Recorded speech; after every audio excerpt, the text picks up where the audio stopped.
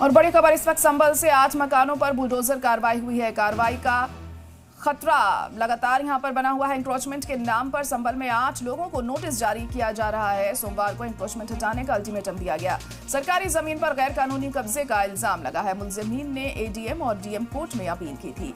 Court ने तहसीलदार court के हुक्म को बरकरार रखा। तो इस वक्त की बड़ी और अहम खबर आपको बता रहे हैं कि संभल में 8 मकानों पर बुलडोजर कार्रवाई का खतरा मंडरा रहा है और इंक्रोचमेंट के नाम पर संभल में 8 लोगों को नोटिस जारी किया गया। सोमवार तक इंक्रोचमेंट हटाने का अल्टीमेटम दिया गया। सरकारी जमीन पर गैर कानूनी कब्जे का इल्जाम है। मुलजिमीन ने एडीएम और डीएम कोर्ट में अपील की थी। कोर्ट ने तहसीलदार कोर्ट के हुक्म को बरकरार रखा।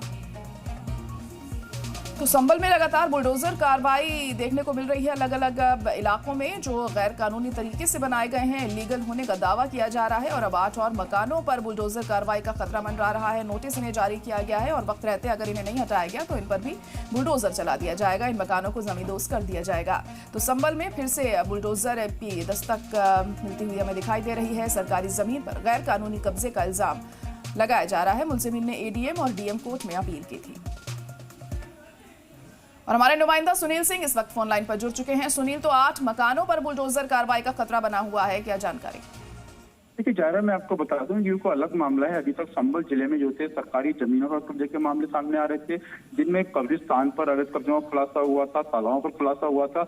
लेकिन ये नया खुलासा हुआ है जो ग्रामीण क्षेत्र में एक खास एक गठनों की सरकारी जमीन होती है जो ग्रामीणों के लिए खास दर डालने के लिए होती है, उस पर अवैध कब्जे का मामला है। और ये मामला काफी पुराना बताया जा रहा है। और इस मामले की जानकारी के बाद लगभग 3 साल पहले तहसीलदार कोर्ट ने इनको बेदखली के आदेश दिए थे, लेकिन इसके बावजूद भी कानून कब्जों को नहीं हटाया था। और ये जानकारी सामने आने के बाद प्रशासन ने सख्त रुख अपनाते हुए मौके पर पहुंच करके लोगों को नोटिस दे दिए हैं और इनसे साफ तौर पर कहा गया है यानी कि सोमवार को एक दिन बाद इन कब्जों को हटा लें, वरना इन पर बुलडोजर कार्रवाई तय मानी जा रही है। जी, तो इन लोगों का क्या कहना है? क्या किसी तरह की कोई नाराजगी इनमें देखने को मिल रही है जिन्हें नोटिस थमाए गए हैं? क्या रिएक्शन इनका सामने आया? लेकिन मैं बता दूं आपको, इन लोगों ने पूरी तरीके से इस मामले में एक तरीके से देखा जाए तो कोर्ट का जो आदेश था उसको दरकिनार किया। 2023 में जब तहसीलदार कोर्ट ने इनको बेदखली के आदेश दिए थे तो जो भी अवैध कब्जे के आरोपी हैं इन्होंने पहले एडीएम कोर्ट में अपील की, लेकिन वहां भी तहसीलदार कोर्ट का जो आदेश था उसको बरकरार रखा गया। एडीएम कोर्ट के बाद इन्होंने डीएम कोर्ट में अपील की तो डीएम कोर्ट से भी तहसीलदार के कोर्ट को आदेश को बरकरार रखा गया है। यानी कि साफ तौर पर कोर्ट की सुनवाई में ये माना गया है कि ये सरकारी जमीन है, इन पर अवैध कब्जा है, इनको हटाया जाना बहुत जरूरी है। तो इस मामले में प्रशासन ने अब सख्त रूप अख्तियार कर लिया है और हर हालत में इनको सौंपने के निर्देश जारी किए हैं। हालांकि मैं बता दूं सिरसी कस्बे में पहले भी अवैध कब्जे के मामले सामने आ चुके हैं, लेकिन चूंकि अब प्रशासन सख्त है और लगातार सख्त कार्रवाई कर रहा है। जी बिल्कुल, तो कब तक का अल्टीमेटम दिया गया है इन लोगों को कि अगर मकान खाली नहीं हुआ तो बुलडोजर एक्शन हो सकता है?